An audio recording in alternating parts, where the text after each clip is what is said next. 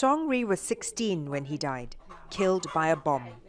He was his mother's favorite, a good student and an obedient son. His death was nearly 20 years ago, but for her, the grief is still raw. He was playing with other children in the forest when he stepped on the bomb. His body was blown to pieces. Some parts were found on the trees and some on the ground.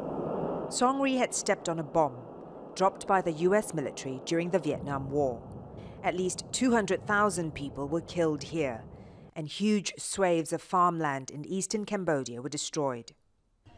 Hun Sen remembers the day he and his family ran for their lives. One morning in 1971, I saw a US plane shooting smoke in the sky over my village. I knew it was a sign that there would be bombing soon. I gathered my family, we got on the ox cart and we fled as quickly as we could. But to this day, Cambodia is still paying the price of the US bombing campaign.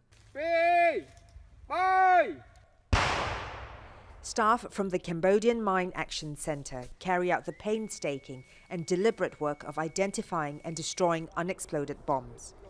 But the devices still manage to kill and injure dozens of people every year. Lack of funding has meant Cambodia hasn't been able to carry out a comprehensive survey, so no one really knows how many unexploded bombs there are left or how long it would take to rid the country of them. With farmland destroyed by the bombs, the US had lent money to the Cambodian government, mostly for food aid. That debt has now nearly doubled to $500 million. Cambodia says it shouldn't have to repay what it calls blood-stained money. A US State Department official told Al Jazeera that the Cambodian government has acknowledged this debt in the past.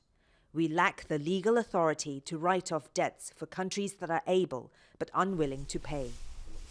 But some analysts say there's no moral obligation to repay the debt.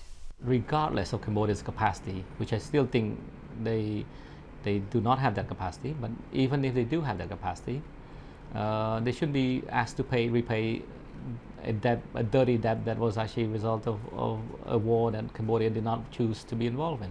For Hun Sen, no amount of money can bring her son back.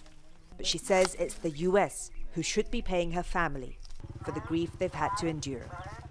Florence, Looi, Al Jazeera, Kampong Cham province, Cambodia.